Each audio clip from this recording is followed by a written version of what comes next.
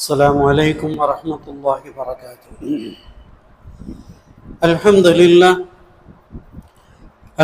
لله الذي هدانا لهذا نحمده ونستعينه ونستغفره ونؤمن به ونتوكل عليه ونعوذ بالله من شرور أنفسنا ومن سيئات أعمالنا من يهد الله فلا مضل له ومن يضلل فلا هادي له. أشهد أن لا إله إلا الله وحده لا شريك له وأشهد أن سيدنا ونبينا مولانا محمدا عبده ورسوله أما بعد. قال الله تبارك وتعالى في محكم تنزيل وفي الفرقان المجيد بعد أعوذ بالله من الشيطان الرجيم بفضل بسم الله الرحمن الرحيم. إن الدين عند الله الإسلام. قال رسول الله صلى الله عليه وسلم المسلم من سلم المسلمون من لسانه ويده أو كما قال صلى الله عليه وسلم. رب اشرح لي صدري ويسر لي أمري واحلل عقدة من لساني ويفقه قولي ربي زدني علما وارزقني فهما. اللهم صل على سيدنا محمد طب القلوب دوائها وعافية الأبدان وشفائها ونور الأبصار وضيائها وعلى آله وصحبه وبارك وسلم عليه. புகழனைத்தும் அல்லாஹ் ஒருவனுக்கே உரித்தாகட்டுமாக. அவனுடைய சலாத்தும் சலாமும் கருணையும் ஈடேற்றமும் நமது நாயகம் நற்குணத்தின் தாயகம் நபிகளங்கள் பெருமானார் ரசூலே அக்ரம் தாஜிதாரே மதீனா சர்வரே காயினார் ஸல்லல்லாஹு அலைஹி வஸல்லம் அவர்கள் மீதும் அவர்களுடைய தோழர்கள் சஹாபாக்கள் தாபீன்கள் தபா தாபீன்கள் ஷுஹதாக்கள் அவுலியாக்கள் குறிப்பாக மூமின்களான முஸ்லிம்களான நாம் அனைவர் மீதும் இன்றும் என்றும் நின்று நிலவட்டுமாக.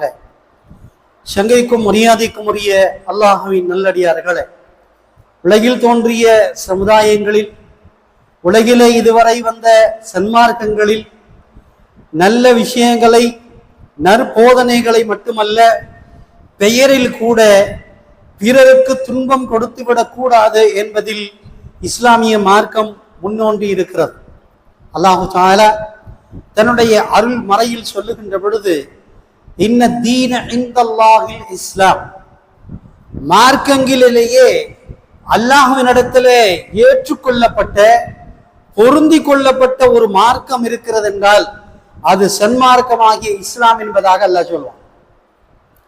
நம்ம உலகத்துல இன்னைக்கு தேடி பார்த்தோம்னு சொன்னா எல்லோருடைய தேடல், சில பேரு பணங்காசுகளை தேடுவாங்க, சில பேரு பொருள்களை தேடுவார்கள், இன்னும் சில பேர் நிம்மதியை தேடுவார்கள். ஆனால் உலகத்தில் பெரும்பான்மையானவரால் மதிக்கப்படக்கூடிய தேடப்படக்கூடிய ஒரு விஷயம் இருக்கிறது என்று சொன்னால் அது அமைதி என்று சொல்லப்படக்கூடிய நிம்மதி. அந்த நிம்மதி எங்க இருக்கு, அது நமக்கு எப்படி கிடைக்கும் அப்படிங்கிறத விட்டுட்டு மனுஷன் அதற்கு எதிர்மறையான பாதைகளில் போய் நிம்மதியை தேடிக்கொண்டிருப்பான். உதாரணத்துக்கு சொன்னோன்னு சொன்னா பைப்புல தண்ணி வரும், பைப்புல தண்ணி வருது, தண்ணி வருகின்ற பொழுது அந்த தண்ணீரை பிடிக்க வேண்டும் என்று சொன்னால் குடத்தை கொண்டு போய் தண்ணீர் விழுகின்ற திசையில் அந்த தண்ணீர் விழுகிறதுக்கு போது நேரா குடத்து வாய வைக்கணும். அப்பதான் அந்த பைப்புல இருந்து குடத்துல தண்ணீர் விழுந்து தண்ணீர் நிரம்பும். இது நியதி.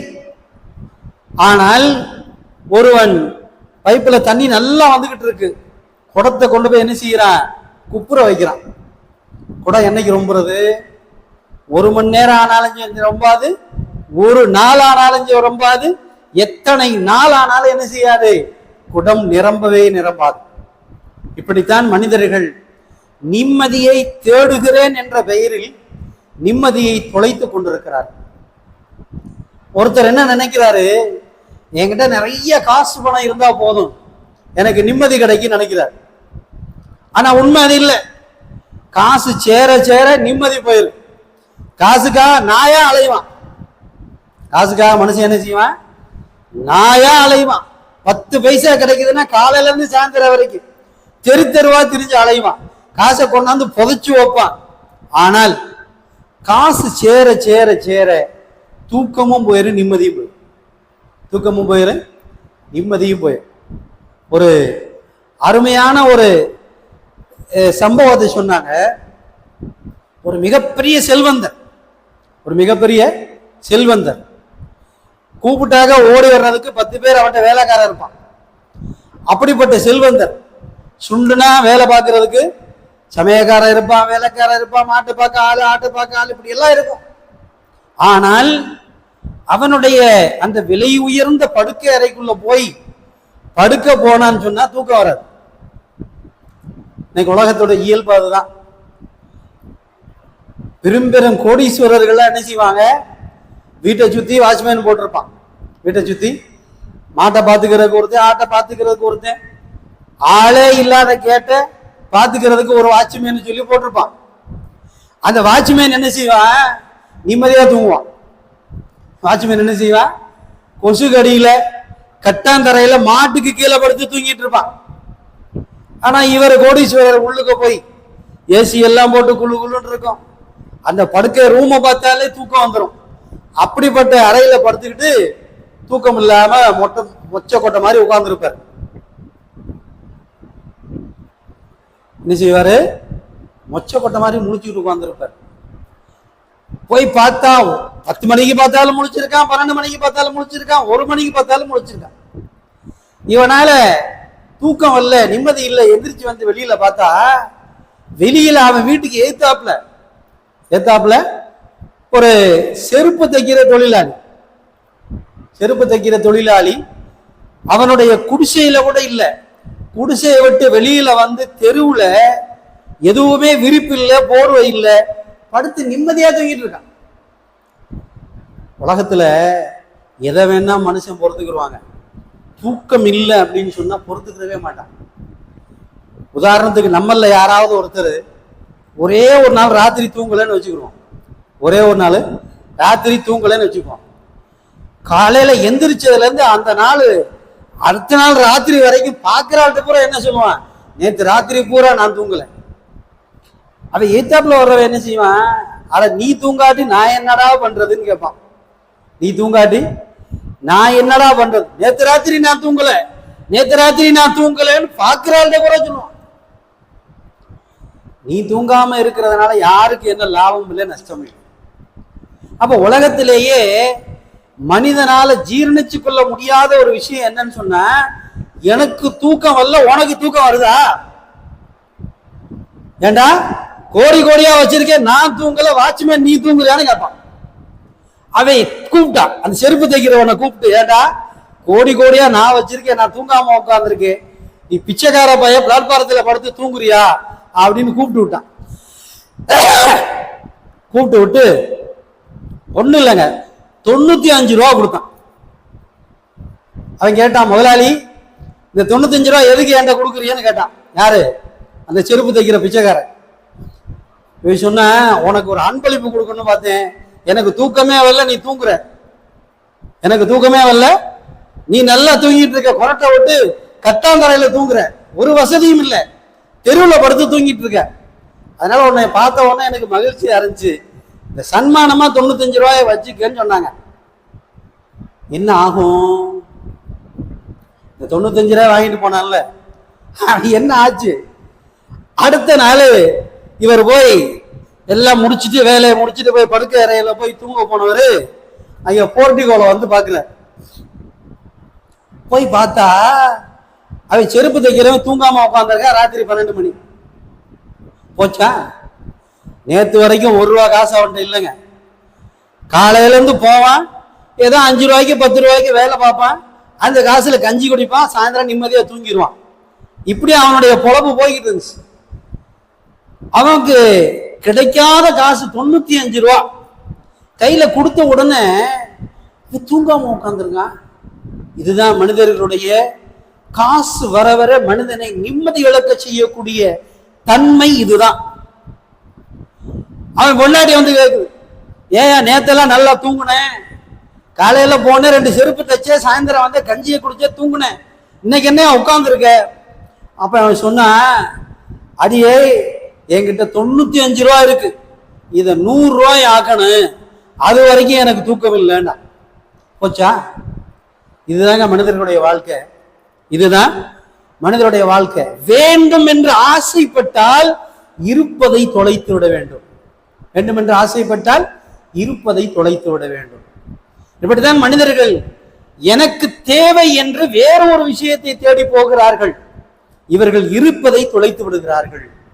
அல்லாஹ் சொல்றான், உங்களுக்கு நிம்மதி வேணுமா, மனசுல கவலை இல்லாத தனம் வேணுமா, போதும் என்ற மனம் வேண்டுமா, எல்லாவற்றிற்கும் ஒரு மருந்து இருக்கிறது. அலா பிதிக்கிரில்லாஹி தத்மையின்னல் குலூப். உலகத்துல நிறைய பேர் சொல்றாங்க, மனசுல எனக்கு அமைதியே இல்லைங்க, வீட்டுக்குள்ள போனா நிம்மதியே இல்லை, எங்க போனாலும் எனக்கு வசைபாடுறாங்க, மனைவி திட்டுறா, மகன் திட்டுறான், எல்லாருமே திட்டுறாங்க, நிம்மதியே இல்லை. அல்லாஹ் சொல்றான், அலா பிதிக்கிரில்லாஹி தத்மையின்னல் குலூப். உங்களுக்கு மனதிற்கு அமைதி வேண்டும் என்றால் என்ன செய்யணும்? நீங்க உங்களுக்கு மனதிற்கு அமைதி வேண்டும் என்றால் அல்லாஹ்வுடைய திக்ர் எடுத்துக்கங்க, அல்லாஹ்வுடைய திக்ர் எடுத்துக்கங்க. அப்ப அல்லாஹ்வை சதா சர்வகாலம் நினைத்து கொண்டிருந்தால், எங்கிருந்த போதிலும் அல்லாஹ் என்னை பார்த்து கொண்டிருக்கிறான், அல்லாஹ்வுடைய சிந்தனை, அல்லாஹ்வுடைய அதே பயபக்தியோடு இருந்து கொண்டிருந்தால் எந்த கவலையும் வராது, எந்த கஷ்டமும் வராது. பத்தாதுன்னு மனசு அலையிறானே, இந்த தன்மையெல்லாம் வரவே வராது, இந்த தன்மையெல்லாம் வரவே வராது. அப்ப இந்த உலகத்துல எல்லாருமே தேடி போகிற ஒரு பொருள் இருக்கிறது என்றால் என்னங்க? அமைதி, நிம்மதி. அமைதியும் நிம்மதியும். இஸ்லாத்தை பத்தி சொல்லுவாங்க, இஸ்லாம் ஒரு அதிரடி மார்க்கம், உலகத்துல எல்லாரையும் அச்சுறுத்தக்கூடிய மார்க்கம் அப்படின்னு சொல்லுவாங்க. ஒரு சம்பவம் சொல்றேன். நபிகள் நாயகம் ஸல்லல்லாஹு அலைஹி வஸல்லம் அவருடைய காலத்துல,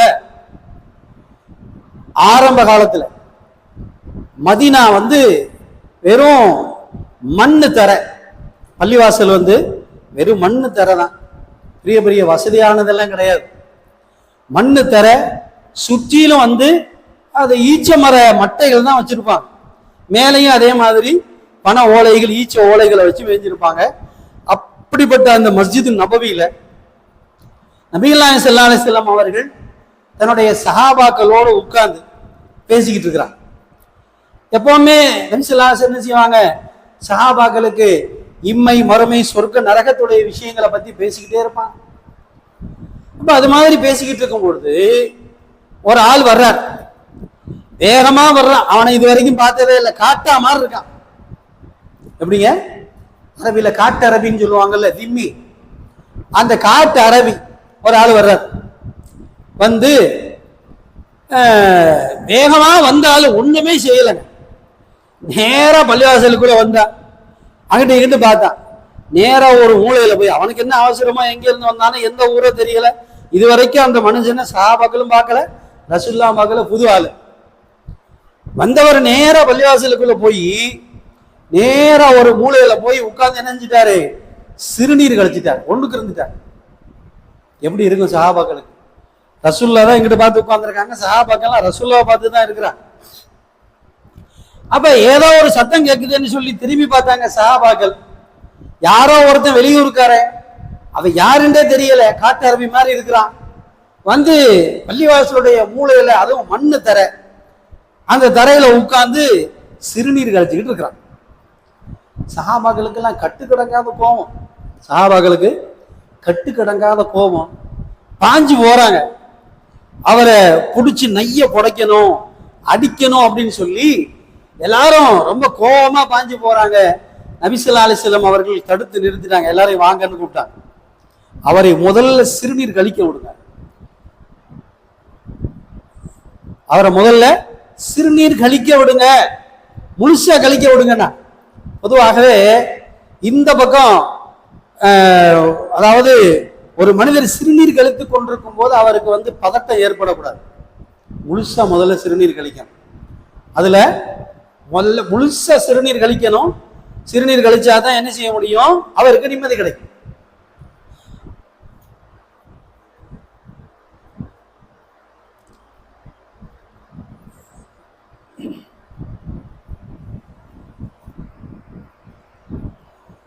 அவரை முதல்ல முழுசா சிறுநீர் கழிக்க விடுங்க அப்படின்னு சொன்னாங்க. முழுசா சிறுநீர் கழிச்சதுக்கு அப்புறம் ரசூலுல்லாஹ் சொல்றாங்க, ஒரு வாளி தண்ணி அந்த இடத்துல ஊற்றி விடுங்க, ஒரு வாளி தண்ணீரை ஊற்றி விடுங்கள் என்று சொன்னார்கள். அதே மாதிரி அவர் முழுசா சிறுநீர் கழிச்சதுக்கு அப்புறம் அந்த இடத்துல ஒரு வாளி தண்ணியை ஊற்றி விட்டாங்க. முடிஞ்சு போச்சு, வந்துட்டாங்க. அப்ப அவர் வந்ததுக்கு அப்புறம் ரசூலுல்லாஹ் அவரை கூப்பிட்டு உட்கார வச்சாங்க, பேசினாங்க. எங்க இருந்து வந்தீங்கன்னு கேட்டாங்க. அது மாதிரி பல 100 கிலோமீட்டருக்கு மேல இருந்து நான் வந்திருக்கிறேன் அப்படின்னு சொல்லி சொன்னாரு. எல்லாம் முடிச்சதுக்கு அப்புறம் அவரை அன்பளிப்பு கொடுத்து எல்லாம் பண்ணி ரசூலுல்லாஹ் அனுப்பிவிட்டாங்க. அவருக்கு ஆச்சரியம், என்னடா ஒரு வழிபாட்டு தலத்துல அசிங்கம் பண்ணியிருக்கேன், அசுத்தம் பண்ணியிருக்கேன், என்னை அவர் திட்டல, ஏசல, அடிக்க வந்தவங்களை கூட அடிக்க விடல, மேற்கொண்டு எனக்கு உபதேசம் செய்து அன்பளிப்புகள் கொடுத்து அனுப்பி வச்சார் அப்படின்னு சொல்லி அவர் நேரா போனார். எங்க போனாரு? அவர் ஊரு கிட்டத்தட்ட 200-300 கிலோமீட்டர் தாண்டி அங்க போறார். போய் தன்னுடைய கிராமத்து மக்கள்கிட்ட போய் சொல்றாரு, சொல்லி தெரியுமா, நீங்கள் எல்லாம் சொல்லி கொண்டிருந்தீர்களே மதினாவில் முகம்மது இருக்கிறார், அவர் முரட்டுத்தனமா இருப்பாருன்னு சொல்லி சொன்னீங்களே, அவரை நான் இன்னைக்கு சந்திச்சேன். அவருடைய இடத்துல போய் பள்ளிவாசலுக்கு நடுவுல சிறுநீர் கழிச்சேன். அவர் என்ன ஒரு வார்த்தை கூட திட்டலைங்க. எனக்கு அன்பளிப்புகள் சொல்லி அறிவுரை சொல்லி அனுப்பி வச்சாரு, எல்லாம் சொல்லி அனுப்பி வச்சாருன்னு சொல்லி அந்த ஊர் மக்கள்கிட்ட எல்லாம் சொல்லி கிட்டத்தட்ட 350 பேர் அந்த கிராமத்து மக்கள் அத்தனை பேரையும் கூட்டிட்டு வந்துட்டார். அன்னைக்கு சாயந்தரமே ரசூலுல்லாஹ்ட்ட கூட்டிட்டு வந்து, யார் ரசூலுல்லாஹ், இவர்கள் எல்லாம் என் கிராமத்தை சேர்ந்தவர்கள், இவர்களுக்கு நீங்க களிமா சொல்லி கொடுங்க. சுப்ஹானல்லாஹ், ஒரு சிறுநீர் கழிச்ச ஆளை வச்சு 300 பேருக்கு மேல இஸ்லாத்துல சேர்ந்திருக்காங்கன்னு சொன்னா, இதுதான் இஸ்லாம், இதுதான் ரசூலுல்லாஹி ஸல்லல்லாஹு அலைஹி வஸல்லம் நமக்கு காட்டி தருகிற வழிமுறை, காட்டி தருகிற அழகிய வழிமுறை. இன்னைக்கு சொல்றாங்க இஸ்லாம் வாளால் பரப்பப்பட்டது, அது தீவிரவாதத்தை போதிக்கிறது என்று சொல்லுகிறார்கள். ஒரு வாதத்திற்கு வைத்துக் கொள்வோம், 800 ஆண்டுகள் இந்தியாவை ஆண்டிருக்கிற இஸ்லாமிய மன்னர்கள் நினைத்திருந்தால், மன்னர்களுடைய கரங்களில் வாள் இருந்தது, ஆட்சி அதிகாரம் இருந்தது, அவர்கள் நினைத்திருந்தால் என்ன செஞ்சிருக்கலாம், 800 வருஷம் இஸ்லாமிய ஆட்சியில இருந்த மன்னர்கள், மன்ன சொன்னா எல்லாமே சரண்டர். 800 வருஷம் இஸ்லாமிய ஆட்சி செஞ்ச மன்னர்கள் முழு இஸ்லாத்தையும் வாழை காட்டி என்ன செஞ்சிருக்கலாம், இஸ்லாம் ஆகு ஏத்துக்க, இல்லாட்டி வெட்டு 1 துண்டு 2 வெட்டி இருக்கலாம். இல்லையே, இன்றைக்கும் இஸ்லாம் இந்தியாவில் சிறுபான்மையாளர் தான் இருக்கிறார். அப்ப இஸ்லாமியர்கள் அத்தனை ஆண்டு காலம் ஆட்சி புரிந்தும் கூட நல்லிணக்க முறையில் நாங்களும் நீங்களும் லக்கும் தீனுக்கும் வலியதீன், எங்களுடைய மார்க்கத்தில் நாங்கள் இருக்கிறோம், உங்களுடைய மார்க்கத்தில் நீங்கள் இருங்கள் என்று விட்டு கொடுத்ததின் அடிப்படையில் தான் 800 வருடங்கள் ஆண்டிருந்து கூட இன்றைக்கு இஸ்லாமியர்கள் சிறுபான்மையானதான் இருக்கிறார். அன்னைக்கு அரசர்கள் நினைச்சிருந்தாங்கன்னு சொன்னா என்ன செஞ்சிருக்கலாம், எங்களுடைய ஆட்சி இஸ்லாத்துக்கு வந்தா உனக்கு சோறு, இல்லைன்னா அரிசி கிடையாது, பருப்பு கிடையாது, கட் பண்ணி இருக்கலாம். அதெல்லாம் செய்யலையே. இன்றைக்கும் கூட வரலாற்றை எடுத்து பார்க்கிறோம், இஸ்லாமிய மன்னர்களால் எத்தனையோ மாற்று மதத்தினுடைய ஆலயங்கள் கட்டி கொடுக்கப்பட்டிருக்கிறது. வரலாற்றில் எடுத்து பாருங்க, முகலாய பேரரசர்கள் எத்தனையோ இடங்களில் இஸ்லாமிய மன்னர்கள் மாற்று மத சமுதாயத்தினருடைய ஆலயங்களை கட்டி கொடுத்திருக்கிறார்கள், அதற்குண்டான செலவுகளை செய்திருக்கிறார்கள் என்பதாக வரலாறு குறிக்கிறது. அப்ப நாம தவறாக மிஸ் அண்டர்ஸ்டாண்ட், தவறாக புரிந்து கொண்டிருக்கிறோம். இஸ்லாம் என்பது ஒரு தீவிரவாதத்தையோ ஒரு முரட்டுத்தனத்தையோ போதிக்கிற மார்க்கம் அல்ல. அவ்வளவு சமீபத்தில் தொட்டால் கூட ஒட்டிக்கொள்ளும் என்று இருக்கிற அந்த கொரோனா பெருந்தொற்று காலத்திலே கூட கொரோனாவால் இறந்து போன அந்த சடலங்களை எந்த ஜாதின்னு பார்த்து அந்த ஜாதி முறைப்படி இறுதி சடங்கு செய்தவர்கள் இஸ்லாமியர்கள் குறிப்பு இருக்கிறது. ஒரு இந்து இறந்து போனார் சொன்னா கொரோனாவில் இந்து முறைப்படி அடக்கம் செய்யறது, ஒரு கிறிஸ்துவர் இறந்து போனாருன்னு சொன்னா அவரை கிறிஸ்துவ முறைப்படி இறுதி சடங்கு செய்கிறது. அத்தனையிலும் வரலாற்று பதிவுகளில் இஸ்லாமிய இளைஞர்கள் முன்னிலை வகித்திருக்கிறார்கள் என்பது யாரும் மறுக்க முடியாத உண்மை. ஏன் அந்த நேரத்துல எல்லாம் நாங்க தான் செஞ்சோம், எங்க மார்க்கம் தான் அப்படின்னு சொல்லி யாருமே சொல்லலையே. நீங்கள் இறந்து போய்விட்டீர்கள், உங்களுக்குரிய சடங்குகளை செய்ய நாங்கள் காத்திருக்கிறோம். இன்றைக்கும் அவசர ஊர்திகளை ஓட்டக்கூடிய எத்தனையோ ஆம்புலன்ஸ் டிரைவர்கள் இஸ்லாமிய கொள்கை தாங்கிகள் அந்த கொள்கையில வாழ்ந்துகிட்டு மாற்று மத சகோதரருடைய அந்த விஷயங்களுக்காக அவசரமாக இலவசமாக இஸ்லாமிய ஆம்புலன்ஸ்கள் விரைந்து கொண்டிருக்கிறது. அப்ப இதுவெல்லாம் நாங்கள் எங்களை பெருமைப்படுத்துவதற்காகவோ விளம்பரப்படுத்துவதற்காக வேண்டி சொல்லவில்லை. என் பெருமானார் ஸல்லல்லாஹு அலைஹி வஸல்லம் சொல்லி இருக்கிறார்கள், அல் முஸ்லிமு மன் சலிமல் முஸ்லிமூன மின் லிசானிஹி வ யதிஹி. முஸ்லிம் யாருன்னு சொன்னா அவங்களுடைய கரம் அவங்களுடைய நாவு இரண்டுமே பிறருக்கு தொல்லை தராது. இது எங்களுடைய நாயகம் ஸல்லல்லாஹு அலைஹி வஸல்லம் சொன்னார்கள். எனவே எந்த ஒரு முஸ்லிமுடைய நாவும் சரி, எந்த ஒரு முஸ்லிமுடைய கரமும் சரி பிறருக்கு தொல்லை தராது. அப்படிப்பட்ட உயர்ந்த மார்க்கத்தில் தான் நாங்கள் வாழுகிறோம். எல்லாம் வல்ல அல்லாஹு தஆலா இஸ்லாமிய மார்க்கத்தில் வாழுகிறவர்களையும் இஸ்லாத்தை சேர்ந்தவர்களையும் சாராதவர்களையும் அமைதியோடு வாழ்ந்து அமைதியோடு மரணிப்பதற்கு எல்லாம் வல்ல அல்லாஹ் பேரருள் புரிவானாக. அஸ்ஸலாமு அலைக்கும் வரஹ்மத்துல்லாஹி வபரகாத்துஹு.